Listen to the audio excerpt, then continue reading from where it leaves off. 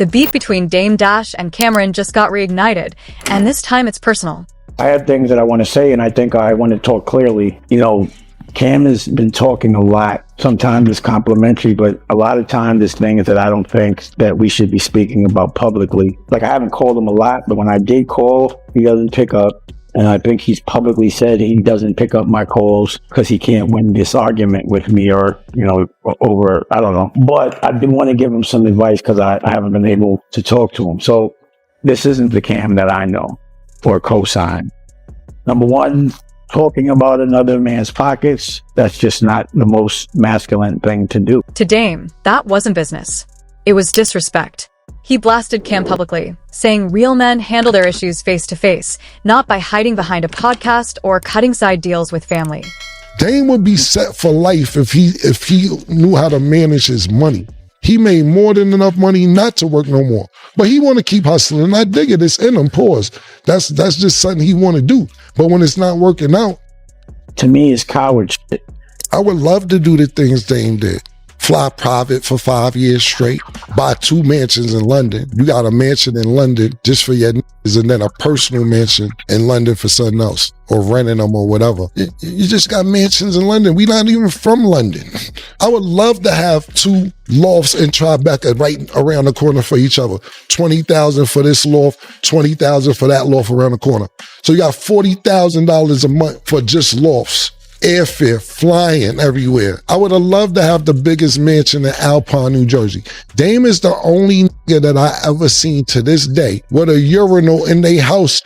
Yet, he got a urinal in his house. Talking about other people, especially when they're not in the room. You go to Dame house, yo, you know these walls are made out of museum walls, right? It's the same shit they use in the museum, the same regular house walls. They make museums out.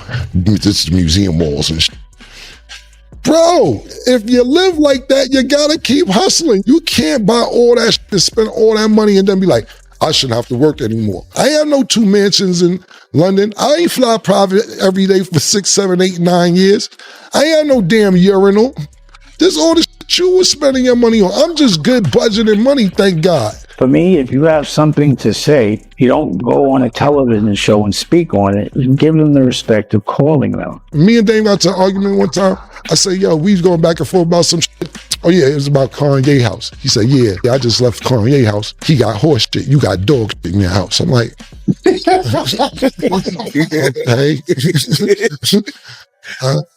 I'm like, okay, what's this about? Yeah, I'm just saying you ain't getting it like that. Da, da, da, da. I'm like, dang, where are we going with this? He's talking about, I'm just saying, nigga, it took me 35 minutes from the driveway to get up to his house. I said, oh, dang, right, no problem. He said, you live in a little house.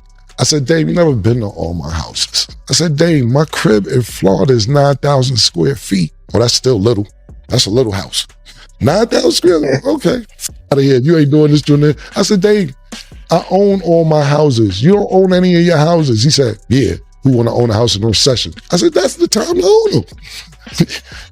Anyone can sound articulate and tough or confident when no one's there to challenge them. I just wish that we could have a conversation so that the things that you're saying so confidently, I could give you the right advice about your perspective on them. Like, I would never think that the Cam I knew would use his platform to sit with his old ops and talk about his brothers. Also, you're talking to Memphis Bleak on your platform about the presidency of Rockefeller. Number one, it was the vice presidency that we spoke about. But all we did was have a conversation between someone that I respected to be able to have a real conversation with.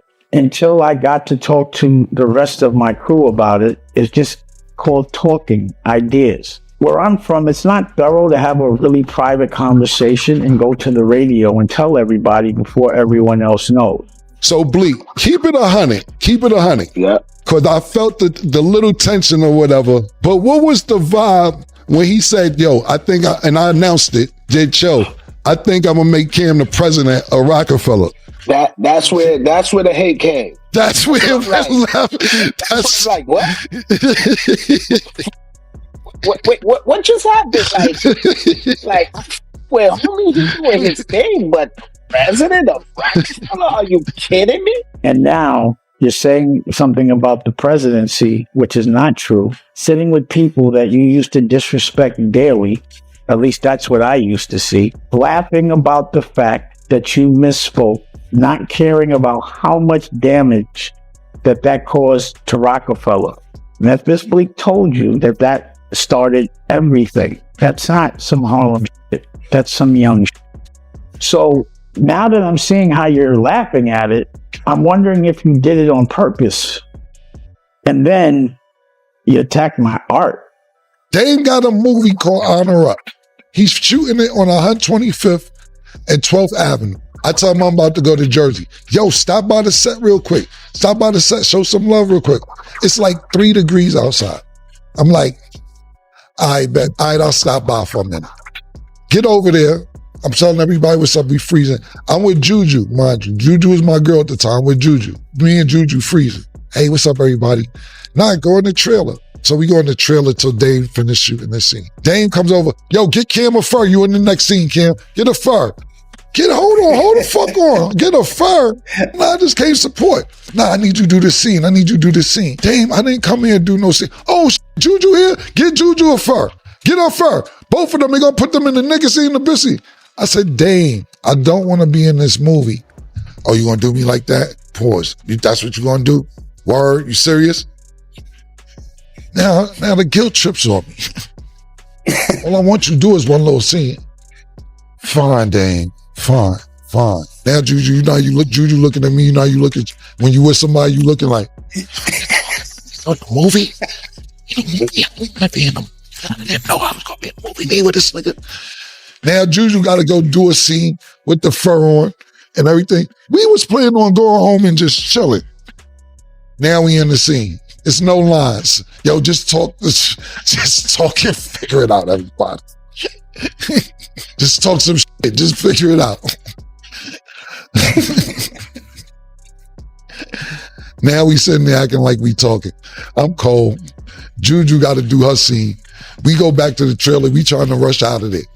Before we get out of here, we did this scene for this movie. We have no idea what the movie's about nothing. Dame like, yo, tomorrow I need you in peak skill. No. Dame, no. I'm not coming to peak skill. I need you to, yo, how you gonna do this scene? And I need you, man. You gonna f the movie up if you don't come do the scene in peak skill. That's crazy. Dang, come on, Kim, it's a 50-minute ride up there, yo, just.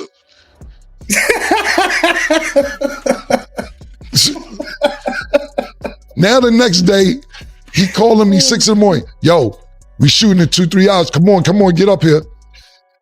Me and Juju in the hotel, like, how did we get hit to peak skill? We don't have no lines again. Yo, just talk some shit. These my bars. I'm in this spitting freestyle and there's no lines. Stacey Dash is in the movie. Stacey Dash turned around and said, you don't know what the hell you're doing, do you?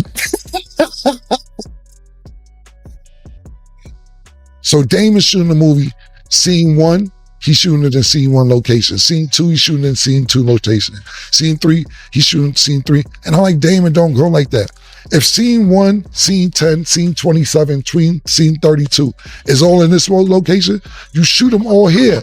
You don't shoot scene 1 and then gotta go 9 other places and come back on scene 10 to shoot scene 1. You're wasting money. And then when the movie over, he spent $1 million. I said, Dame, you have to spend that much. He said, yeah, you're right, but I had to learn my way. I said, okay. You know what? You're right. I don't like Honor Up. I'm being honest with you. I don't like the movie. I don't like it. That's why I ain't promote it. You know why I ain't promote it? Because I was in Dame house. I seen it 900 times. He did mad edits on the movie. The nigga Flow Money. Shout out to Flow Money. He from Harlem. Flow Money's a cop. He's locking somebody up in the Then when they get to jail, he's a prisoner in the jail. Yo, what the fuck? The fuck, bro? Promote it. I'm saving you by not promoting it. Shit was nasty. You my man. I ain't gonna let you go outside like that. All them other niggas who let you go outside like that, they ain't your man. I just had this convo with the Murder. And because Murder, and I'm not saying guarantee nothing, but Murder got some fire. I'm talking about bars. Murder got his songs is ridiculous. He like, this crazy. I said, Murder, this crazy. If it wasn't you, my man, I ain't gonna let you go outside not looking fresh. If your sneakers look crazy, if you got your shirt, the collar ain't right, I ain't gonna let you go outside like that. And that's how I felt with this movie with Dave. So if you didn't see me promote it, I didn't want him outside like that. So I have to address it. You gave an opinion on my art. I'm going to give an opinion on yours. Since Rockefeller, I haven't seen you make a hit record. And to the extent that you're no longer, rapping.